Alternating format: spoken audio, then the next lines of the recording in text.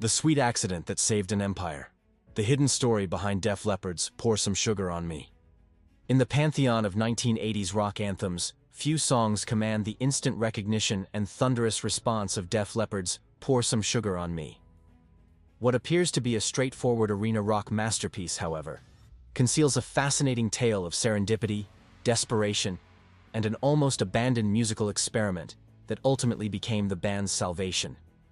The hidden story behind this iconic track reveals how a casual moment of studio downtime transformed into the song that not only rescued Def Leppard's career, but redefined their legacy forever. A band on the precipice. By December 1986, Def Leppard found themselves in an impossible position.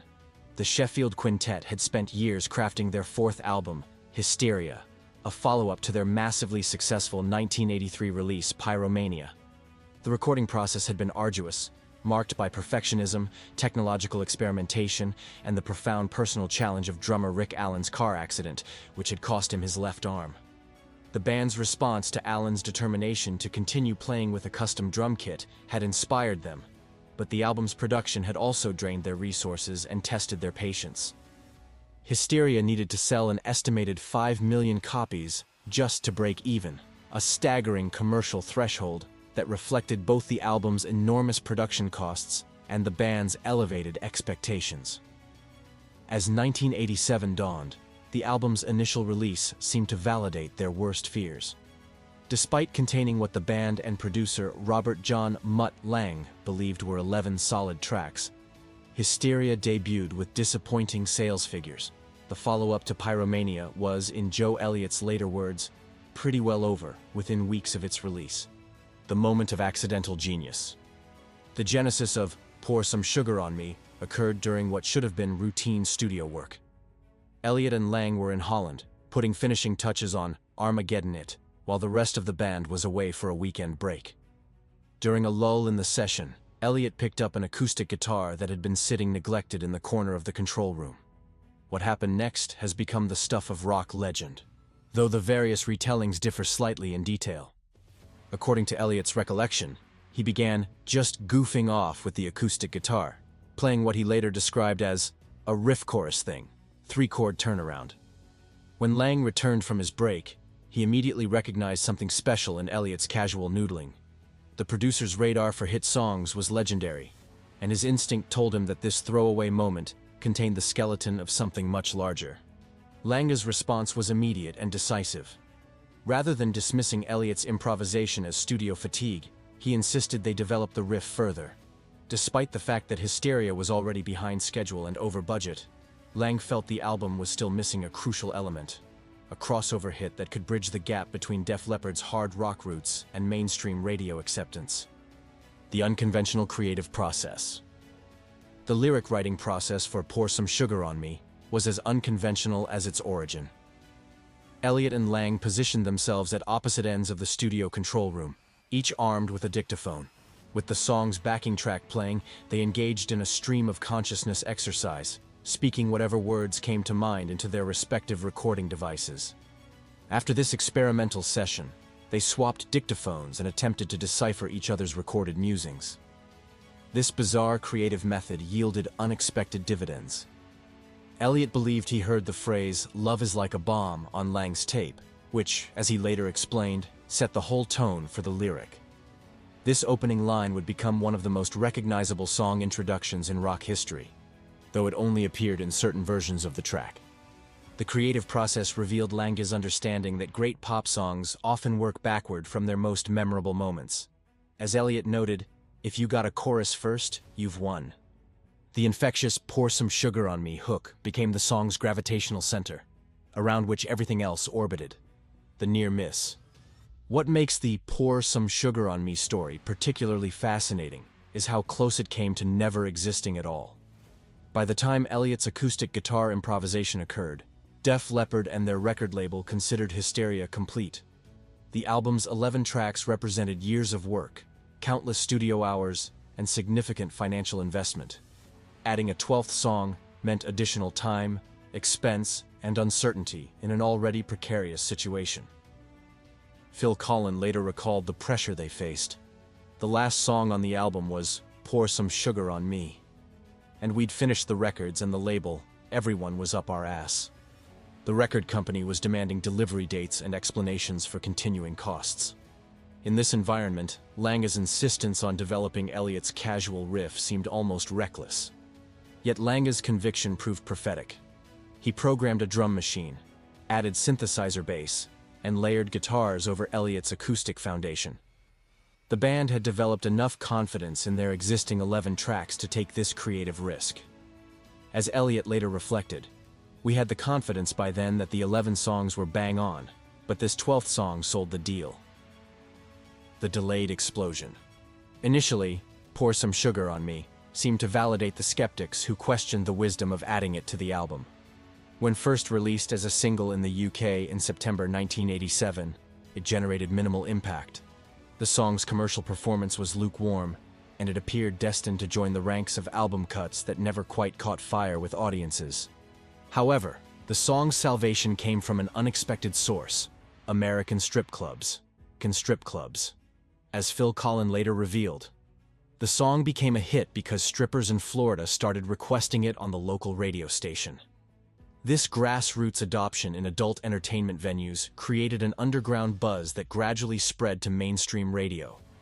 The song's driving rhythm, infectious chorus, and suggestive imagery made it perfect for this environment, and its popularity in strip clubs gave it a second lease of life. The strip club connection might seem like salacious marketing mythology, but it reflects the genuine way many rock anthems found their audiences in the 1980s. These venues were early adopters of high-energy rock music, and their patron requests influenced local radio playlists. Within months, Pour Some Sugar on Me was climbing the charts, ultimately reaching number 2 on the Billboard Hot 100. The visual revolution. The song's commercial breakthrough coincided with the emergence of MTV as a dominant cultural force.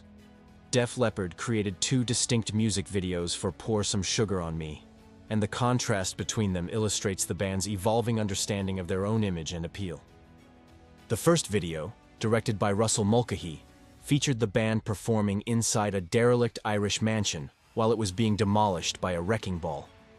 While visually striking, this concept failed to capture the song's arena rock energy and crowd-pleasing potential. The second video, the version that became iconic, took a radically different approach. Director Wayne Isham filmed the band performing live during their Hysteria tour, capturing the authentic energy of their in-the-round stage setup.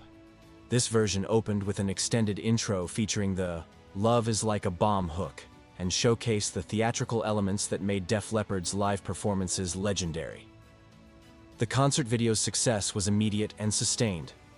It dominated MTV's Dial MTV countdown for months, and ranked at or near the top of the network's greatest videos lists. More importantly, it translated the song's studio energy into a visual experience that made viewers feel like participants in a Def Leppard concert. The album's resurrection. The success of Pour Some Sugar on Me created a commercial domino effect that no one had anticipated. The song's popularity drove renewed interest in Hysteria, sending the album back up the charts more than a year after its initial release. During the single's commercial run, Hysteria sold approximately 4 million copies, finally achieving the commercial breakthrough that had seemed impossible just months earlier. This late-career surge perfectly positioned the follow-up single, Love Bites, to reach an established mass audience. When Love Bites hit number 1 on the Billboard Hot 100, it became Def Leppard's first chart topper in the United States, an achievement that might never have happened without Pour Some Sugar on Me paving the way. The song's impact extended far beyond immediate chart success. It essentially saved Def Leppard's career at a critical juncture, transforming them from a potentially struggling has-been act into enduring rock royalty. Elliot's description of it as maybe the most important song in our entire career reflects this transformative power. Legacy and cultural impact. More than 3 decades after its release, Pour Some Sugar on Me has transcended its origins to become a cultural touchstone. VH1 ranked it number 2 on their list of the 100 greatest songs of the 80s, and it remains a staple of classic rock radio, sporting events, and popular culture references. The song's enduring appeal lies partly in its perfect encapsulation of 1980s rock excess and energy. Its combination of hard rock foundation, pop sensibility, and overtly sexual imagery captured the zeitgeist of an era when rock music served as both escapism and empowerment for its audience. Perhaps most remarkably, the creative process that produced Pour Some Sugar on Me became a template for the band's future success. When Def Leppard recorded their 2022 album Diamond Star Halos, a similar last-minute addition, the song Kick became the album's lead single. As Elliott noted, the parallel was unmistakable. You're lucky to get one of those in a career, much less two.